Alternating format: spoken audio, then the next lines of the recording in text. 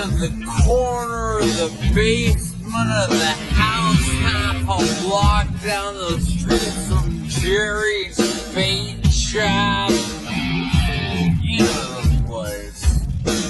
Well, anyway, back then life was going swell and everything was just peachy!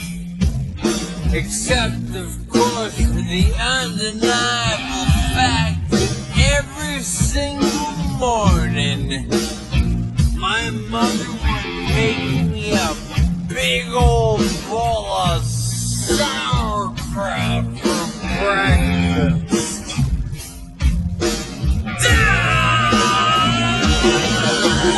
Big bowl of sauerkraut! Every single morning! It was driving me crazy! Instead of my mom, I said, "Hey, Mom! What's up with all the sauerkraut?" And my dear sweet mother, she just looked at me like a cow looks at an oncoming train. And she leaned right down next to me. And she said, "It's good for you!"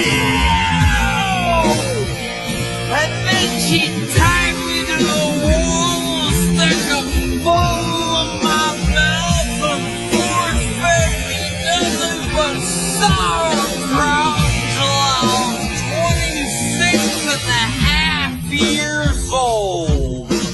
That's when I swore that someday I would get out of that basement and travel to a magical, faraway place where the sun is always shining and the air smells like warm root beer and the towels are oh so fluffy, where the shiners and the leopards play their ukuleles all day long, and anyone on the street will gladly shave your back for a nickel. What a wackadoodle! Yeah! Well, let me tell you, people, it wasn't long at all before my dream came true, because the very next day a local radio station had this contest to see who could correctly guess the number of molecules in Leonard Nimoy's butt. I was off by 3, but I still won the grand prize. That's right, a first-class one-way ticket to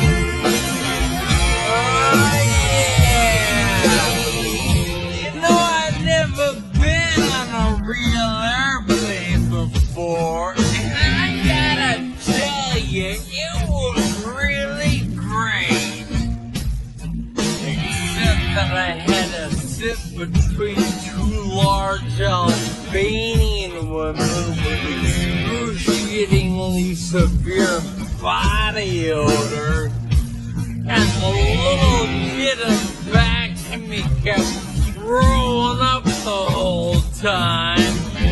The flight attendants ran out of Dr. Pepper and salted peanuts, and the in-flight movie was buying them with Pauly Shore, and oh yeah, 3 of the airplane engines burned out. We went into a tailspin and crashed into a hillside. The plane exploded in a giant fireball and everybody died. Except for me. You know why? 'Cause I have my tray table up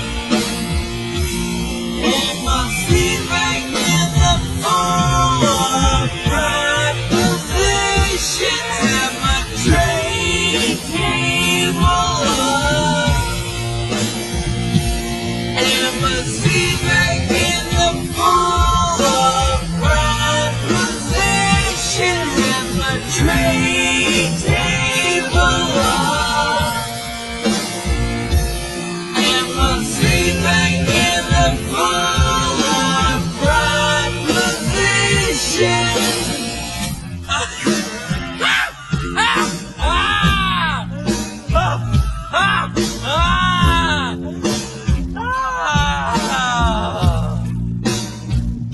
So I crawled from the twisted, burning wreckage. I crawled on my hands and knees for 3 full days,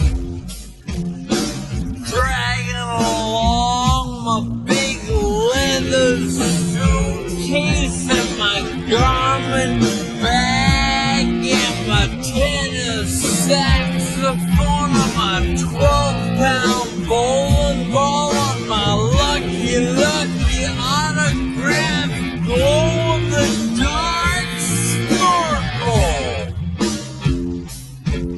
But finally I arrived at the world-famous Albuquerque Holiday Inn where the tails are oh so fluffy. And you can eat your soup right out of the ashtrays if you wanna. It's okay, they're clean. Well, I checked into my room and I turned down the AC and I turned on the spectrovision. And I'm just about to eat that little chocolate mint on my pillow that I love so very, very much when suddenly there's a knock on the door. Well, now who could that be? I say, who is it? No answer. Who is it? There's no answer. Who is it? They're not saying anything. So finally I go over and I open the door and just as I suspected, it's some big fat hermaphrodite with a flock of seagulls, haircut, and only one nostril. Oh man, I hate it when I'm right.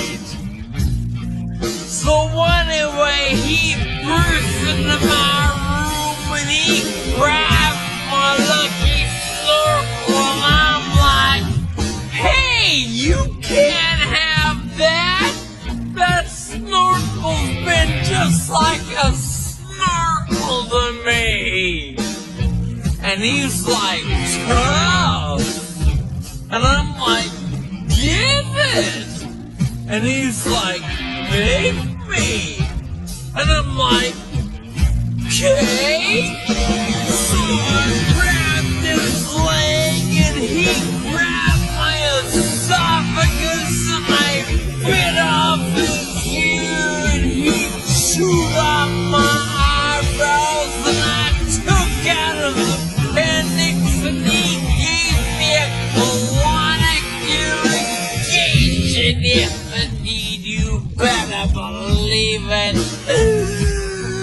And somehow in the middle of it all, the phone got knocked off the hook. 20 seconds later, I heard a familiar voice. And you know what it said? I'll tell you what it said. It said, if you'd like to make it call, please hang up and try again.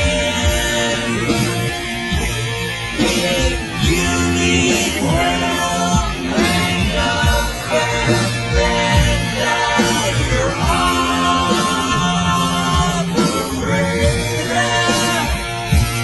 If you'd like to make it call, please hang up and try again. If you need help, hang up and then dial your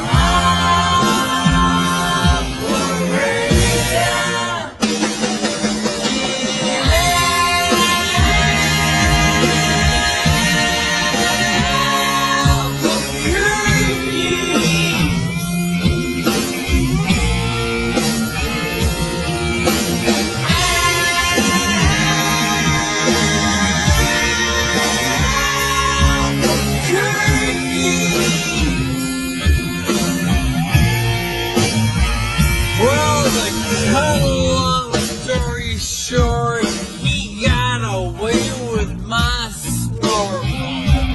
But I made a solemn vow right then and there that I would not rest. I would not sleep for an instant until the one-nostril man was brought to justice. But first I decided to buy some donuts. So I got in my car and I drove over to the donut shop and I walked on up to the guy behind the counter and he said, yeah, what do you want?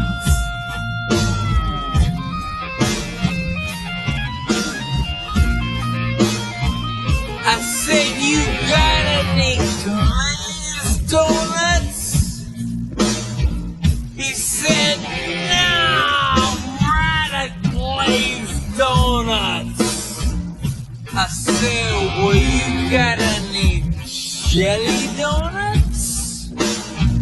He said, no, right at jelly donuts. I said, you got any Bavarian cream-filled donuts? He said, no, right at Bavarian cream-filled donuts. I said, you got any cinnamon rolls? He said, no, right at cinnamon rolls. I said, you got an apple fritters? He said, no, red apple fritters. I said, you got any bear claws? He said, wait a minute, I'll go check.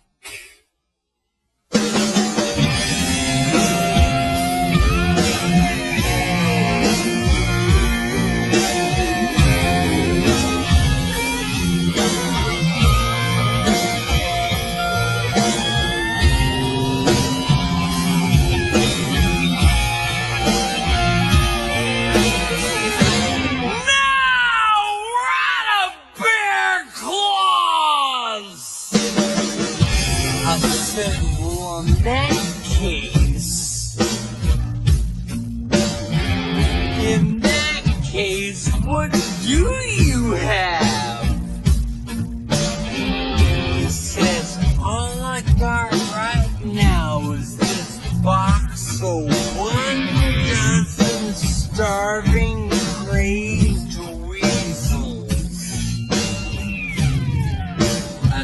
it. Okay, I'll take it back. So he handed me the box and I opened up the lid. The weasel jumped out. They immediately latched onto my face and started biting me all over.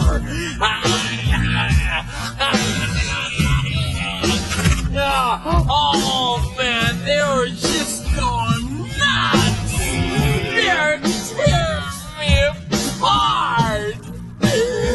You know, I think it was just about that time that little ditties started going through my head.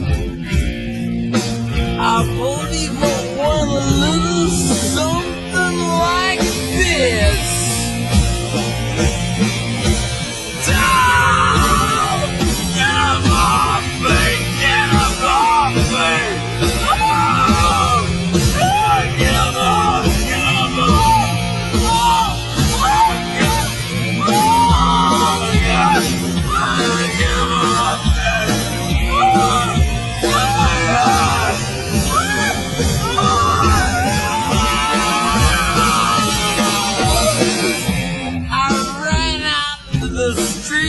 These flesh-eating weasels all over my face, waving my arms all around and just running like a constipated wiener dog. And as luck would have it, that's exactly when I ran into the girl of my dreams.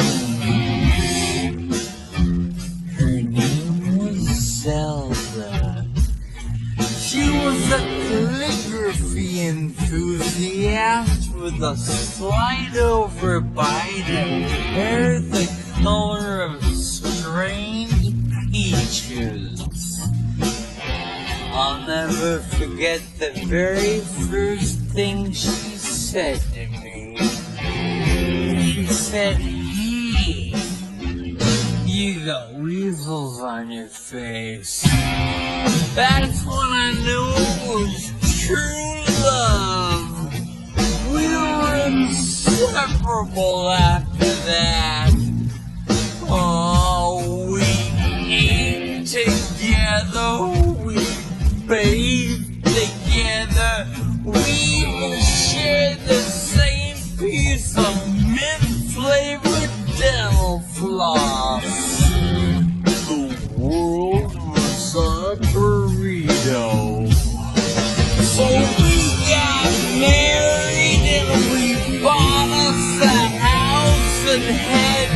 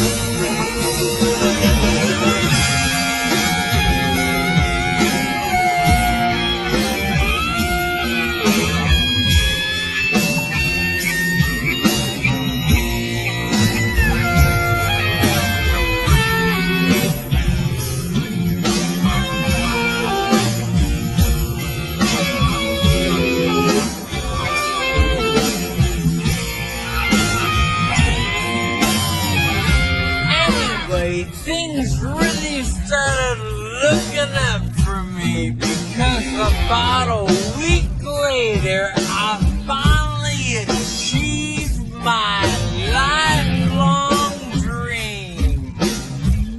That's right, I got me a part-time job at the Sizzler.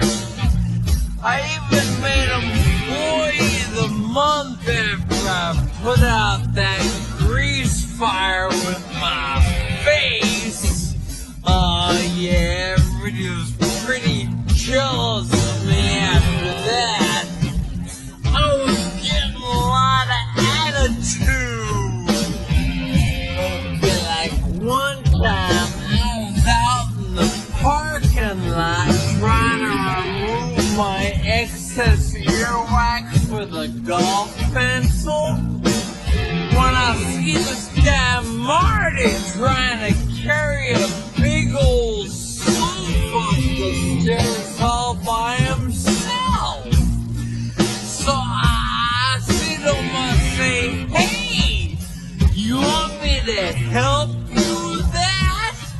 And Marty, he just rolls his eyes and goes, no, I want you to cut off my arms and legs with a chainsaw.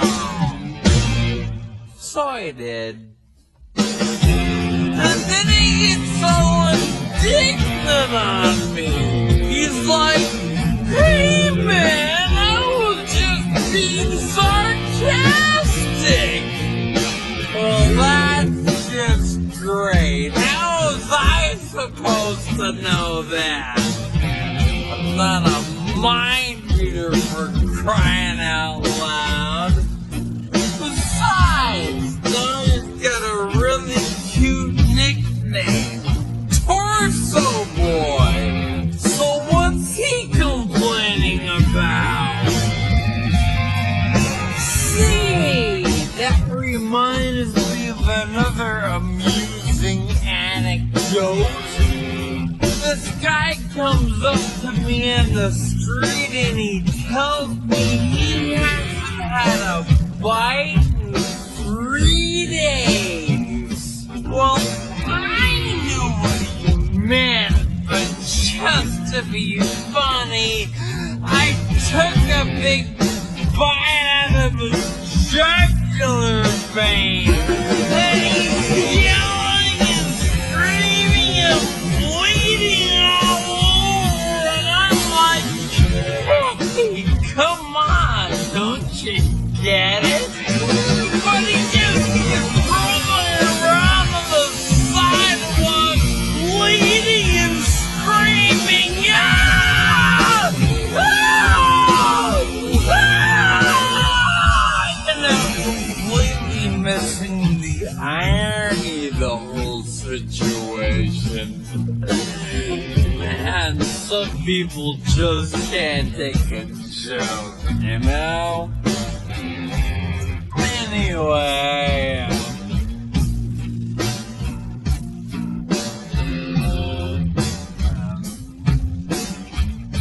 where was I? Kinda lost my train of thought.